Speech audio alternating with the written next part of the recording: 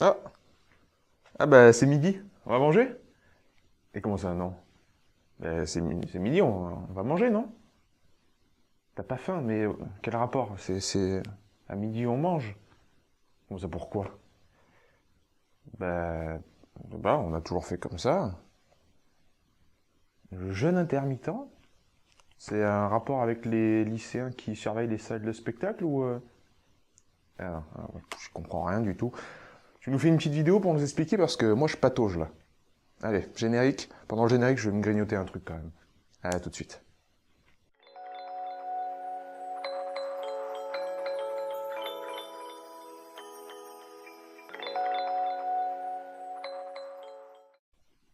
Dernier, quatrième pilier de notre loi de l'Hormèse, le jeûne intermittent. Alors beaucoup de personnes, et merci beaucoup, attendaient cette vidéo avec grande impatience. Moi aussi, je vais vous parler de, je pense, parmi ces quatre piliers dont je vous ai déjà parlé, l'exposition au chaud et au froid, l'exercice physique, les techniques de respiration. Le jeûne intermittent, c'est, selon moi, celui qui est le plus puissant, celui qui est le plus en adéquation avec notre physiologie et avec notre rythme qui devrait être naturel.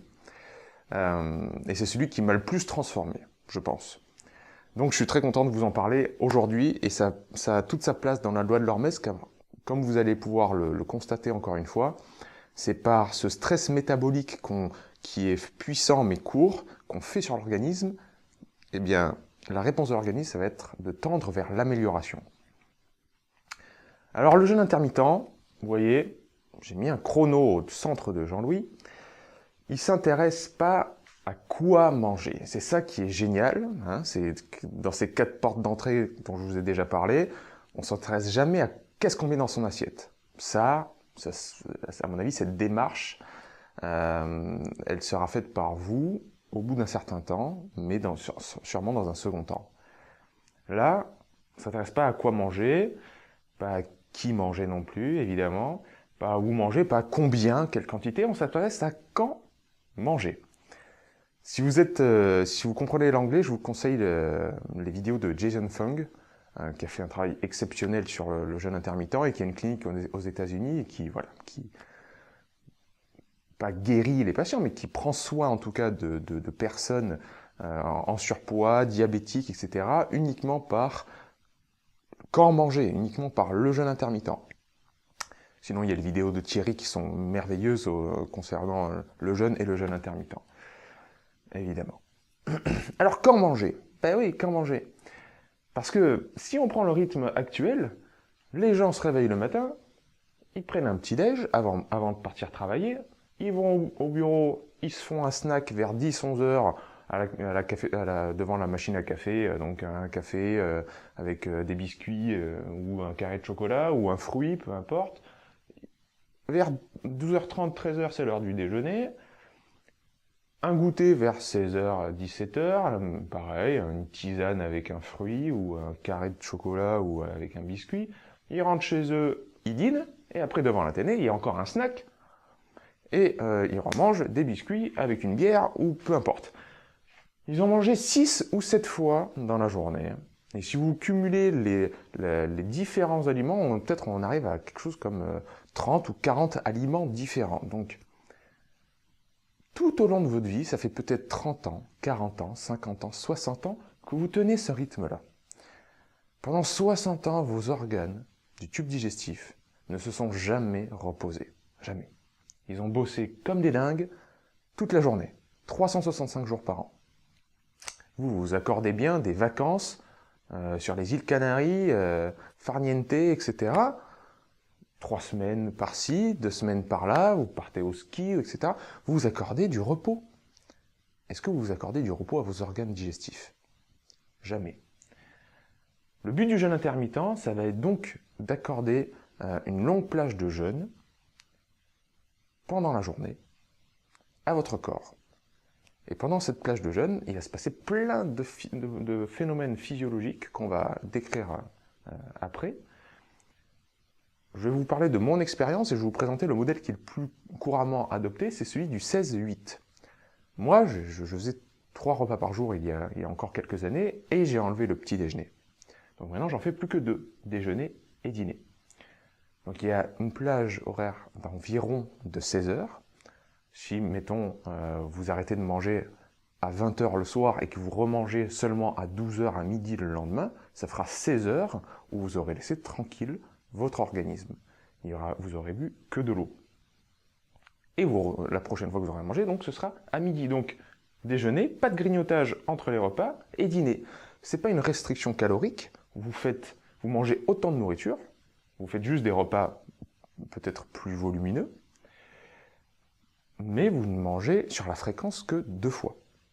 Ou 3 fois. Si vous passez de 7 repas à 3, c'est déjà super. Hein, chacun s'adapte. Ou de 7 à 4, ou voilà, on fait en sorte que le corps ait des plages horaires pour voilà, se détoxiner, pour réparer, etc. Alors qu'est-ce qui se passe au niveau de la physiologie? C'est qu'à chaque fois que vous mangez, peu importe ce que vous mangez, hein, que ce soit sain, que ce soit pas sain, que ce soit industriel ou pas, il y a une sécrétion par le pancréas de l'hormone insuline. L'insuline, si vous vous souvenez bien, c'est l'hormone qui fait stocker. Essentiellement, on va parler de la glycémie, donc du sucre dans le sang, mais on pourrait parler aussi d'acide aminé. Elle a plein d'autres rôles, mais ce qui nous intéresse là, c'est que le rôle de l'insuline, ça va être entre autres de prendre les briques de sucre qui se trimballent dans votre sang quand vous avez mangé et de les stocker sous forme de glycogène dans le foie et les muscles. Imaginons que ce sont donc des briques de sucre, et ben l'insuline, elle fait un mur avec. Elle prend les briques, elle en fait un mur. Elle prend le glucose, elle en fait du glycogène. Mais une fois qu'elle a fait le mur dans le muscle et dans le foie, ben elle ne va pas en faire un deuxième de mur. Elle va stocker sous forme de tissu adipeux. C'est votre gras hein, que vous essayez tant bien que mal de perdre. Donc le meilleur moyen de perdre du gras, en tout cas le meilleur moyen de le garder, c'est de manger un peu tout le temps. Le meilleur moyen de le perdre, c'est d'accorder des longues plages horaires où tout d'un coup il n'y aura pas d'insuline, et votre corps va commencer à pouvoir sécréter d'autres hormones et pouvoir déstocker ses réserves de gras. En fait, le jeûne intermittent, ça va entraîner votre corps à mieux utiliser les réserves lipidiques comme source de carburant. C'est tout l'intérêt. Donc, pas d'insuline pendant ces longues plages horaires, c'est génial. Et aussi, à chaque fois que vous mangez, peu importe ce que vous mangez, il y a une baisse de la testostérone pendant, c'est des moyennes, hein, mais pendant environ 3 heures. Testostérone, c'est essentiel, hein, c'est une hormone sécrétée surtout chez les hommes par les testicules, qui est une hormone aussi, on va dire, anabolisante, hein, qui va faire prendre du muscle, qui va nous faire être puissant dans le sens sûr de soi. Il y a beaucoup de caractéristiques à cette hormone autres que la prise de masse musculaire, mais c'est une hormone extrêmement importante aussi pour l'énergie, pour l'impuissance, pour la libido, pour voilà, beaucoup de pathologies qui sont malheureusement monnaie courante de nos jours. À chaque fois que vous mangez, il y a une baisse de la testostérone. Par contre, au niveau du jeûne intermittent, dans ces plages horaires où on ne mange pas, on a une recrudescence, un boost absolument phénoménal de l'hormone de croissance, la GH, sécrétée par la glande pituitaire. La GH, les Américains l'appellent la fitness hormone. C'est vraiment l'hormone qui, comme je vous ai dit, nous entraîne à déstocker les masses graisseuses et à construire du nouveau tissu, que ce soit du tissu musculaire, etc. Donc, d'un côté, on perd du gras, de l'autre, on maintient, voire on construit du muscle. Dans un monde qui met l'esthétique comme un critère vraiment très important, c'est évident qu'on va considérer ce facteur-là. Et c'est pour ça que le jeûne intermittent est devenu si populaire dans le monde de la fitness, comme on dit, dans le monde de la musculation, bodybuilding, sportif, etc. C'est clair que les sportifs, là, ils vont s'attarder là-dessus, parce que c'est vraiment ce qu'on veut, perdre du gras et faire du muscle. Mais il n'y a pas que ça. Hein. C'est vraiment l'hormone anti-âge, on dit aussi. Hein. Donc c'est une hormone santé. Donc ce boost-là, il est très important. Pendant le jeûne intermittent, c'est pas un petit boost. Hein. Les études parlent de 2000% chez les hommes, 1300%. D'autres avancent des chiffres encore plus extraordinaires. Bon, moi je suis pas trop dans ces études qui sont souvent faites sur un panel très restrictif de personnes. Je suis plus sur le ressenti, sur l'expérience, et je peux vous dire que c'est assez fabuleux de voir que le sport que je faisais avant, après un petit déjeuner, j'en fais 2 fois plus à jeun, et la perte de gras et la prise de masse a été vraiment conséquente, en tout cas chez moi, par simplement le fait de supprimer le petit déjeuner et de ne pas me priver au niveau calorique si je regarde ma journée dans son ensemble. Testostérone, on la retrouve ici, on retrouve le boost de la testostérone. Pourquoi? Parce que ça, au niveau de la glande pituitaire, il y a une sécrétion de LH, l'hormone lutéinisante, qui est le signal, hein, qui est l'hormone qui parle directement aux testicules et qui leur dit sécréter de la testostérone. Donc on a un boost au niveau de la testostérone également. On a une régulation, une augmentation du cortisol, l'adrénaline, noradrénaline, vous les connaissez ces hormones-là. Alors le cortisol, on le dit souvent, c'est l'hormone du stress, oh là c'est pas bon. C'est pas vrai, c'est les taux chroniques de cortisol qui sont mauvais. Là, on va avoir, si vous voulez, les bons côtés du cortisol, c'est-à-dire l'utilisation des réserves, le côté anti-inflammatoire. Voilà, c'est sécrété, c'est demandé aux glandes surrénales de réguler ces hormones-là, qui sont sécrétées par les glandes surrénales, cortisol, adrénaline, noradrénaline, pour justement nous faire être alerte, être vif aussi d'esprit et vif physiquement. Le BDNF, vous le connaissez par cœur, je vous en ai parlé tout au long des vidéos de la loi de l'Hormèse, c'est le facteur de croissance neuronale, donc c'est création de nouveaux neurones, création de nouveaux connexions neuronales pendant un jeûne intermittent. Donc, encore une fois, on va parler de toutes les maladies, des pathologies neurodégénératives, Alzheimer, Parkinson, etc. On ne peut que recommander et s'attarder sur les études qui prouvent à quel point le jeûne intermittent est intéressant pour ce genre de pathologie. Alors tout ça c'est bien beau, mais moi j'aime à chaque fois que je vois de la théorie vraiment voilà, physiologique, chimique, j'aime bien la confronter avec ce que j'observe dans la nature. Que l'humain c'est le seul être vivant sur Terre qui regarde sa montre pour savoir quand est-ce qu'il faut manger. Le petit jeu de rôle, la petite blague du début avec Jean-Louis, c'était pour vous démontrer ça. C'est-à-dire, on n'est plus du tout à l'écoute de notre ressenti. Il suffit de regarder les animaux, il n'y a aucun animal sur Terre qui se dit « Ah, c'est telle heure, il faut que je mange hein ». Ils font ressenti. Le jeûne intermittent, ça va être un formidable outil pédagogique pour se réapproprier aussi la sensation de faim. Parce qu'arrivé à midi, on va commencer à se dire « Ah, c'est pas vraiment de l'appétit, peut-être même qu'aujourd'hui, je vais pas manger à midi, juste pour voir un petit peu si cette sensation de faim se prolonge dans la journée, comment ça évolue, etc. » Et on commence à redécouvrir un véritable ressenti, une connexion avec soi-même et avec son corps. Donc voilà, au niveau pédagogique, c'est aussi très intéressant. Et encore une fois, je pense que c'est un rythme totalement naturel qu'on a complètement perdu avec voilà, ce côté mental, hein, ce côté philosophique de se dire on mange 3 fois, on mange 4 fois par jour. Voilà, c'est contre-naturel selon moi.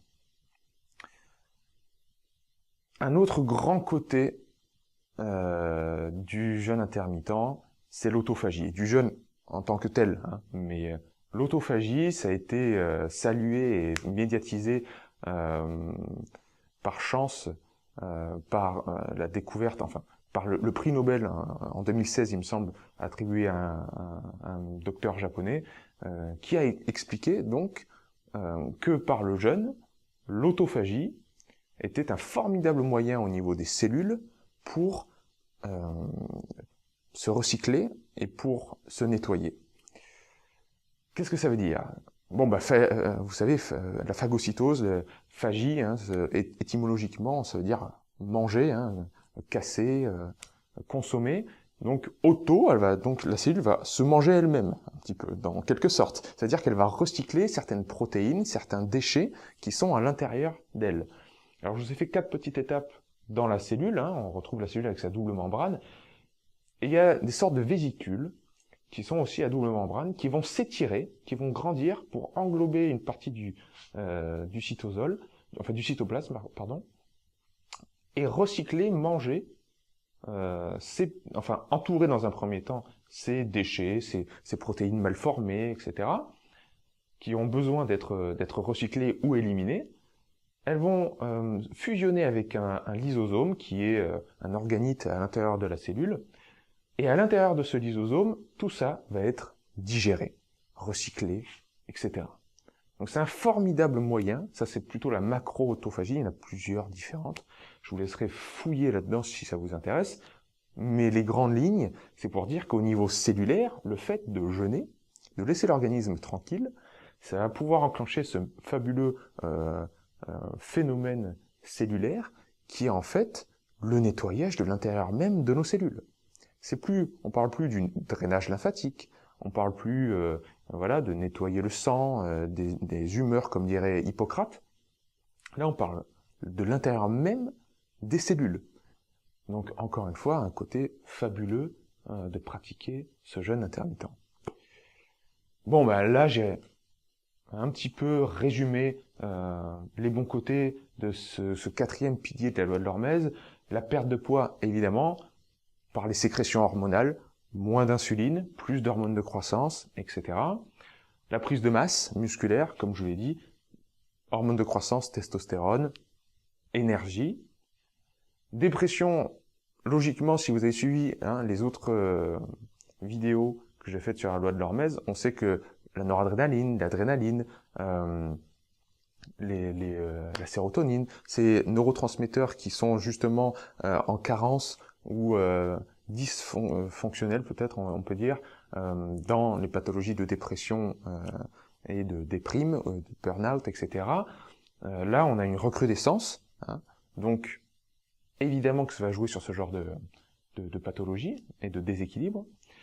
Les cycles circadiens, c'est-à-dire les cycles journaliers, diurnes, nocturnes de notre organisme. Nous, on a un organisme vivant diurne, on est actif pendant la journée, donc chacun de nos organes a vraiment une horloge biologique à respecter, et force est de constater que de nos jours, c'est complètement dérégulé. Les gens sont fatigués, épuisés, ils ont faim un petit peu tout le temps, ils ont sommeil la journée et pas la nuit, ils se couchent tard, ils ont un problème de sommeil, etc. Eh ben, le jeûne intermittent, ce que ça a de fabuleux, c'est que justement, on va pouvoir rééquilibrer ces cercles circadiens, laisser au corps le temps et aux organes de reprendre leur rythme naturel. Donc, voilà, ceux qui ont des problèmes d'énergie, de faim, de sommeil, c'est-à-dire 99% de la population, je ne peux que recommander cette pratique. L'inflammation, ouais, parce justement, on arrête d'embêter le corps, donc l'inflammation se régule de manière générale. Et la longévité, il faudra que je vous en parle plus en détail au niveau des télomères, au niveau, vraiment faire une vidéo sur la longévité. Je pense que ça pourra intéresser beaucoup de gens, mais déjà, ce qu'on a dit aujourd'hui, retenez, l'hormone de croissance, l'inflammation, ce sont vraiment des facteurs qui vont jouer sur la bonne santé et donc sur la longévité d'une personne en bonne santé. Voilà, tout ce qu'on avait à dire. Donc, jetez à la poubelle votre montre. Plus besoin de ça, écoutez votre ressenti, rapprochez-vous du cycle le plus naturel et qui vous semble le plus pertinent pour vous, testez. Si c'est pas le petit déjeuner qu'il faut sauter, c'est le dîner. Si parfois vous vous dites « Ah, c'est vrai que ce repas-là, j'ai pas faim en fait. Je mange par obligation sociale ou par réflexe. » Et bien commencez à expérimenter. Dites-vous « Ah ben je vais tester de pas manger pour voir. » Et expérimentez, parce que c'est comme ça qu'on crée de la connaissance.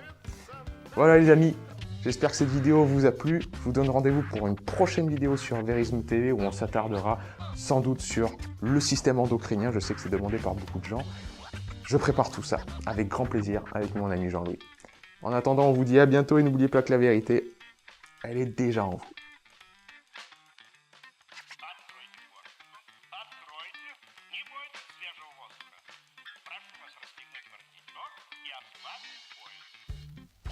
Ноги